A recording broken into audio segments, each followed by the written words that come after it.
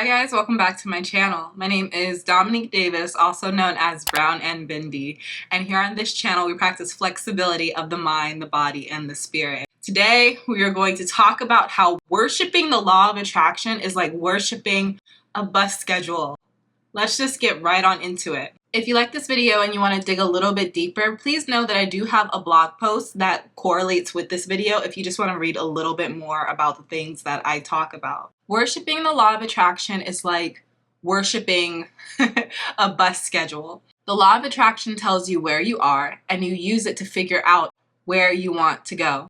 The law of attraction was created by Source. It is God's perfect system that always works. It never fails, but you have to understand how it works. In order to understand how the law of attraction works, you need to understand two things.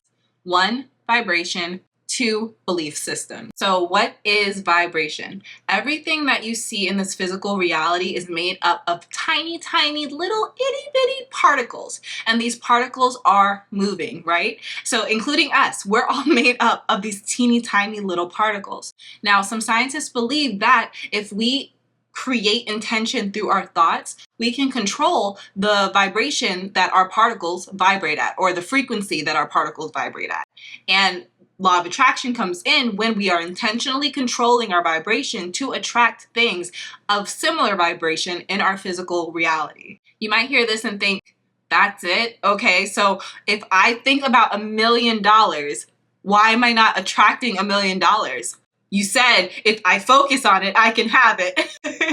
And that vibration is just one part of the equation. So now let's talk about belief system. When you are born, you start to gather information almost immediately, whether that's simply, where is my food coming from? And then as you get older, you start to notice more things about the world, and that starts to create your perception of how the world works. A lot of what we perceive and digest is simply for the sake of survival. When we get a little bit older, around 7 or 8, we start to get a little bit away from that understanding of just basic survival, and we start to have opinions about different things. By the time we're in adolescence, we start to have a pretty grounded, depending on your upbringing, vision of how we think the world works. Everything we see, everything we observe, everything we digest goes into our subconscious mind as how we believe the world works and how we believe we must operate in order to move through the world successfully or in a way that will keep us safe. In the blog post, I talk about a guy named Jeff, so we're going to talk about Jeff. Let's say that Jeff wants to become a millionaire. Now, all Jeff should do is think about being a millionaire, right? Wrong. No. Let's say that when Jeff was a kid, he grew up rich. Money was everywhere. His family had the nicest car. He lived in the nicest house. He never had to worry about strife or struggle or any of that. He was on easy street when he was a kid. And then maybe around the time that he was 10 or 12, his family went broke. His dad gambled away all of their money. They lost everything. Now, because it seemed to happen overnight, Jeff created a subconscious belief that money just disappears.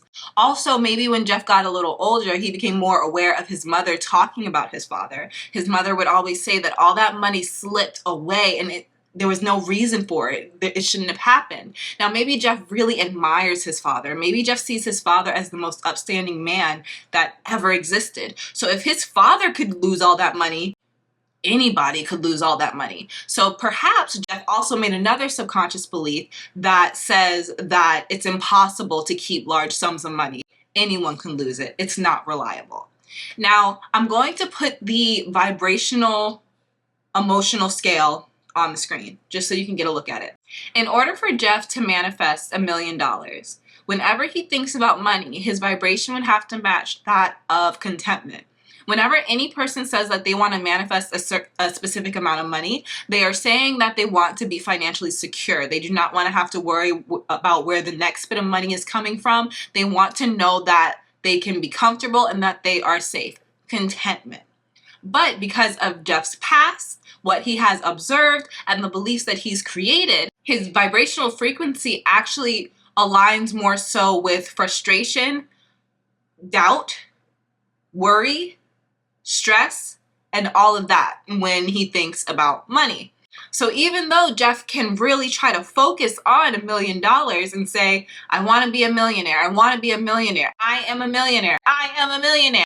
Jeff can do that over and over and over, but that's not going to change his subconscious beliefs. So how do we change our belief system? How do we shift from a place of worry, fear, and frustration to a place of contentment?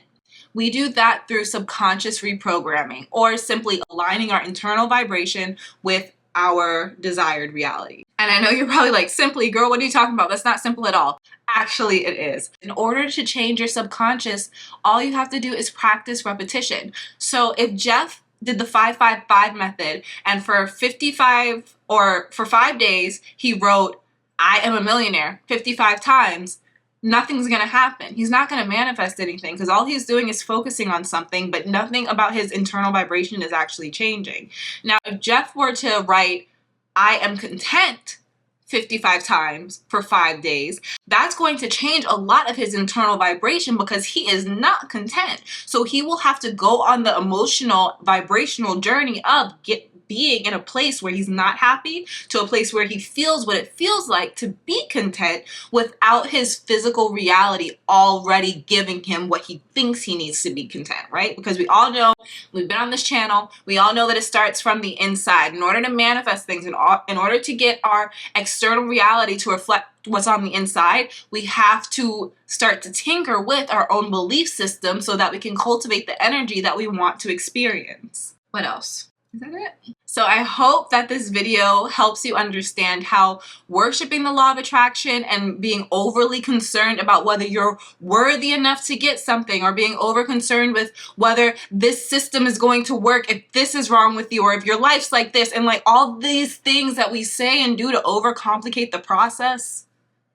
I hope that this video helps you understand that the law of attraction is just a system, and it works, and it is perfect. It is nothing to be emotionally attached to, or to be nervous about, or to be afraid of. None of that. It's just a system. It's just a bus schedule, man. It's just a bus schedule, and it's your choice whether you want to pick up the schedule and read it and study it, or, you know, just do your own thing. Me, personally, I suggest using the bus schedule, because you can get to where you want to go the fastest and the most organized. So, I mean, that's just my advice. That's just my advice. Okay, you guys, I hope that you enjoyed this video, because I enjoyed making it. If you did, give it a thumbs up so everybody on YouTube knows that it is valuable. Also, if you would like me to expand on anything that I talked about today, just let me know down in the comment box. Last but not least, please make sure that you are subscribed and that you click that notification bell so that you can be notified when I come out with a new video. Yes, I was seeing how fast I could do it, because it's kind of fun to talk fast when you have words memorized. You know, just finding different ways through my day to have some fun. Okay, guys, I love you so much. I'll see you next time.